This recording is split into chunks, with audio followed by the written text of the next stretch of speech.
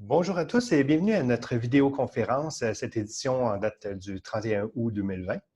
Aujourd'hui, j'ai 4 sujets pour vous dans cet automne qui s'annonce relativement mouvementé. Donc, comme à l'habituel, une mise à jour au niveau des marchés en date d'aujourd'hui, la position de nos portefeuilles gérés dans le contexte actuel. Votre fonds de pension est-il à risque dans la circonstance actuelle où on voit beaucoup de faillites d'entreprises? Donc, je tiens tout d'abord à vous rassurer, mais on va en parler un peu plus en détail. Et finalement, vous donner un petit compte-rendu sur nos rencontres de suivi actuelles qui se font principalement sous vidéoconférence. Donc, je commence en vous parlant des marchés. Comme vous êtes habitué de le voir, je vous présente le même graphique en réalité qui est l'évolution du marché américain depuis la dernière année. La ligne en bleu que vous voyez ici trace le début de l'année 2020, donc le 1er janvier. Et comme on peut le voir actuellement, les marchés ont pris beaucoup de vitesse depuis la baisse qu'on a connue le 23 mars dernier. Donc, au plus bas du marché jusqu'en date d'aujourd'hui, c'est une hausse de plus de 54 des marchés.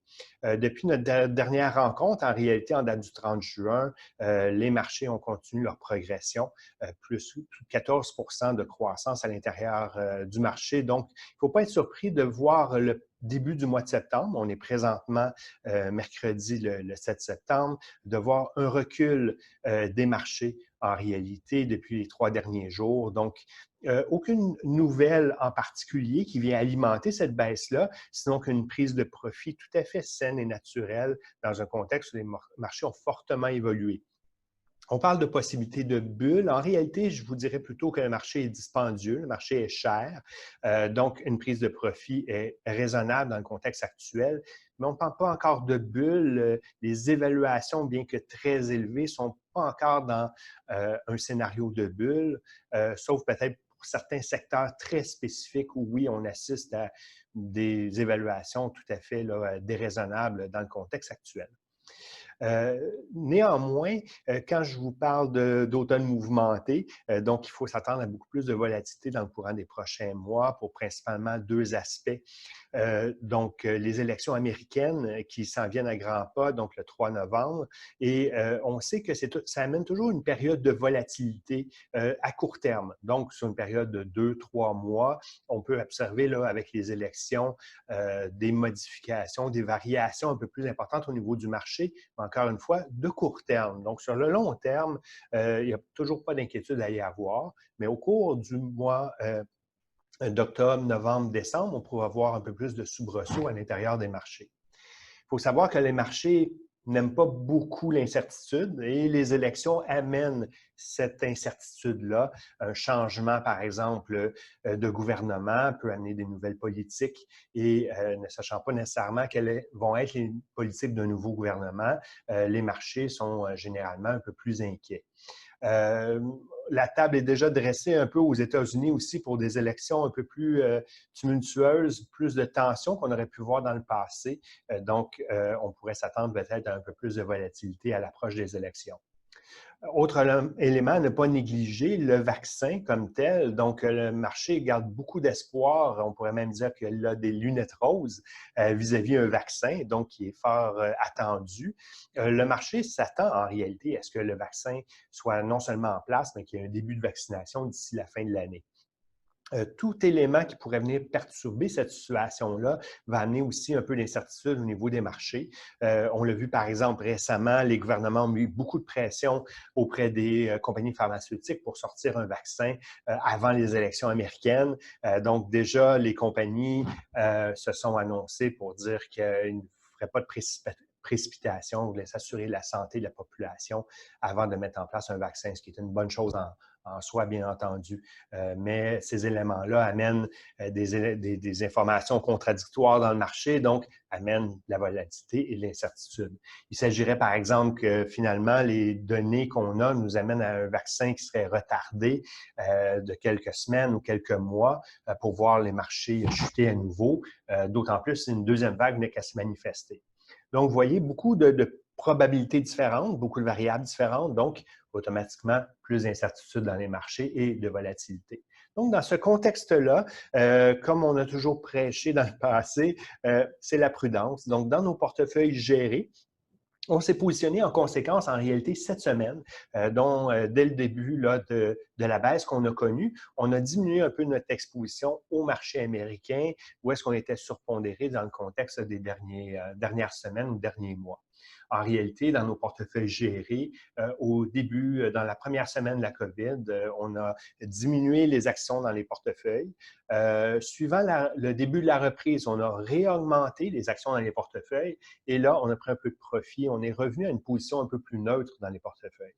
Par exemple, un portefeuille équilibré qui a une moyenne de 50 d'actions à l'intérieur du portefeuille. Alors, on a réduit les pondérations à 40 dans le contexte de la COVID. On les a ramenées au maximum de 60. Et en mois de juin, on a fait une première prise de profit, les ramener à 55 et actuellement, suivant notre dernière transaction de cette semaine, à 50 Et il n'est pas dit que dans le courant des prochaines semaines, on ne pourra pas diminuer encore un peu les pondérations. Mais rassurez-vous, c'est un mécanisme de protection. Sur le long terme, comme je vous disais, on est toujours optimiste par rapport au marché et des baisses nous amènent en réalité des opportunités d'achat. Donc, c'est ce qu'on espère. Si des baisses venaient qu'à se manifester, on ne serait pas surpris ou déçu de la situation. Au contraire, on pourra en profiter pour réintégrer progressivement le marché. Maintenant que je vous ai parlé du positionnement, je veux aussi vous parler, comme vous voyez dans le graphique ici, de l'évolution du marché en réalité à travers le monde. On parle beaucoup du marché américain parce que son poids économique est important. Et comme vous pouvez le voir dans le graphique que je vous présente ici, on voit différents pays, en réalité 6 pays incluant le Canada, mais 5 pays qui ont un impact économique important. Donc, les États-Unis, avec un poids de 19,60 sur l'économie mondiale. Ensuite, la zone économique européenne à 14,81 Ensuite, la Chine, qui représente 12,80 2,2 de l'économie mondiale. Le Japon, le Royaume-Uni. Et on a présenté le Canada, mais qui est un petit peu plus loin là, dans la liste. Mais ensemble, ces pays vont représenter plus que 60 de la croissance économique mondiale. Donc, c'est pour ça qu'on accorde beaucoup d'importance au marché boursier américain et j'ai tendance à vous présenter souvent l'information de leur côté, étant donné l'impact qu'ils ont sur l'ensemble de l'économie. Mais comme vous pouvez voir dans les données dans la colonne de droite, donc comment les marchés boursiers ont évolué depuis le début de l'année. Donc, les États-Unis fait vraiment bande à part en étant en hausse depuis le début de l'année de 8,36 en date du 31 août. Donc, suivant la correction, là, début septembre, les premiers jours, les marchés ont reculé un peu, mais en date du 31 août, on est encore à 8,36 de hausse. Alors que lorsque vous regardez les autres pays, la zone économique européenne est en baisse de moins 12 Donc, l'Allemagne s'en tire mieux dans la zone économique européenne avec des rendements de moins 2 mais la France est à moins 15 l'Espagne, l'Italie, on frôle les moins 20 donc, situation un peu plus difficile en Europe. En Chine aussi, la Chine intérieure a des rendements un peu différents, mais la Chine extérieure, Hong Kong, actuellement à moins 10,9 qui est le marché qui nous est accessible. La Chine intérieure est un marché boursier fermé.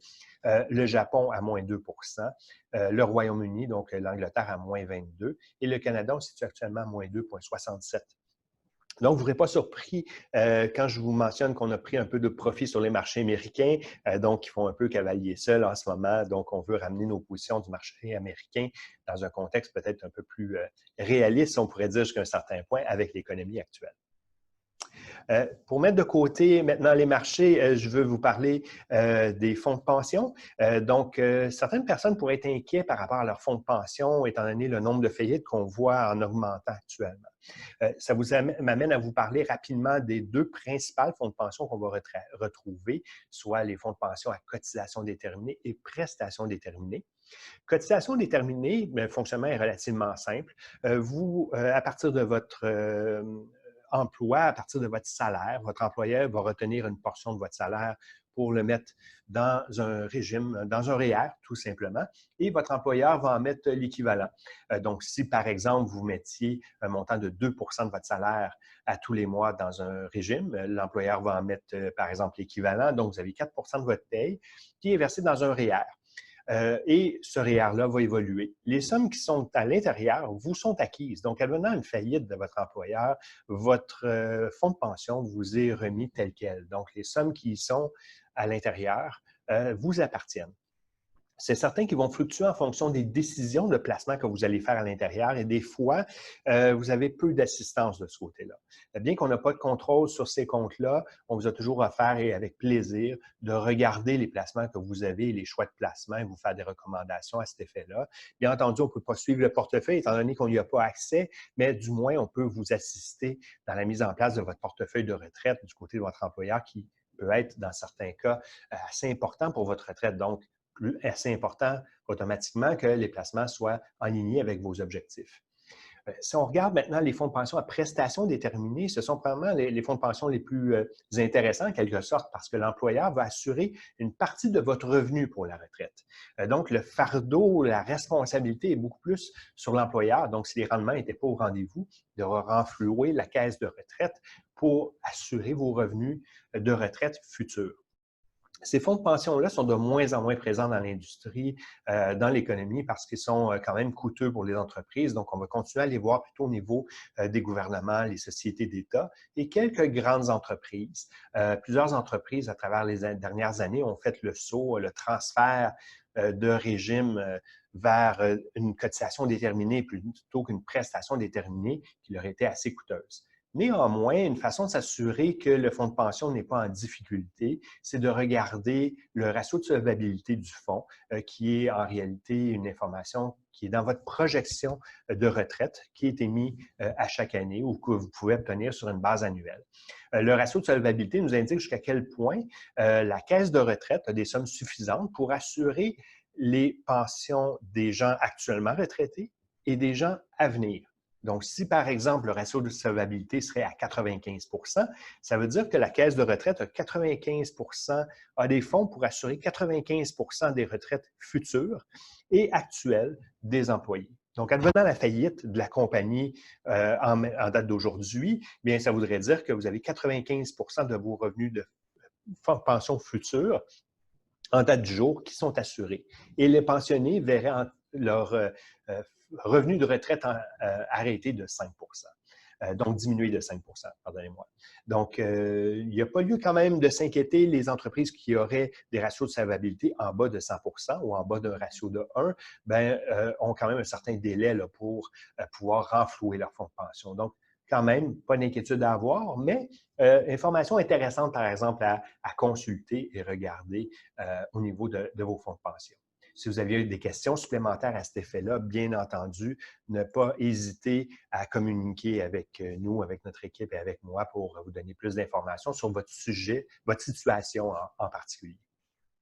Dernier item que je voulais vous mentionner pour aujourd'hui, nos rencontres de suivi. Comme vous savez, j'aime faire des rencontres de suivi avec vous sur une base régulière, que ce soit aux 6 mois, aux ans et demi, mais c'est important de prendre le temps de s'asseoir ensemble pour faire un retour sur votre situation financière, sur votre portefeuille et s'assurer que votre situation financière continue à bien évoluer. Vous comprendrez que dans le contexte actuel de la COVID et depuis un certain temps déjà, on fait présentement ces rencontres-là plutôt sous forme de vidéoconférence, comme vous pouvez le voir aujourd'hui là, avec notre capsule vidéo. Alors, on continue de préconiser cette façon de faire-là. En réalité, bien entendu, pour votre protection, je serais bien malheureux à l'idée que je pourrais contaminer, nous ou des membres de notre équipe qu'on pourrait contaminer l'autre d'entre vous. Donc, actuellement, bien que je suis au bureau, on travaille principalement, nous aussi, en vidéoconférence, au niveau de l'équipe, également en télétravail. Donc, je vous propose de continuer nos rencontres de suivi de la même façon. Rassurez-vous, si vous n'êtes pas familier avec les outils technologiques, on va être là pour vous aider, vous assister à la mise en place de la vidéoconférence. Et si pour différentes raisons, vous préférez une rencontre en personne, je vais vous informer que c'est toujours possible, tout à fait, d'avoir des rencontres en personne. Les rencontres doivent se faire à nos bureaux, par exemple. Vous comprendrez que je veux éviter le plus possible de déplacements pour ne pas être infecté, mais surtout pour ne pas vous infecter par la suite. Donc, je préconise à ce moment-là vraiment vidéoconférence, mais sinon, rencontre au bureau possible. Donc, gênez-vous pas si vous avez vraiment une préférence de ce côté-là. Alors, on suit bien entendu toutes les règles sanitaires prescrites par Santé publique. J'ai eu des conversations aussi avec eux pour s'assurer que la méthode et la façon qu'on emploie est la bonne. Donc, vous pouvez être assuré là, de votre protection si vous préfériez aller de cette façon-là. Donc, n'hésitez pas au moment qu'on vous contacte pour reconfirmer le rendez-vous. On va toujours vous proposer vidéoconférence, mais si vous préférez en rencontre personnelle, ce sera aussi possible sans hésiter. N'hésitez pas. Alors, j'espère que cette brève capsule vous sera utile et si vous avez des questions supplémentaires, bien entendu, n'hésitez pas à me contacter. Je vous remercie. Bonne journée.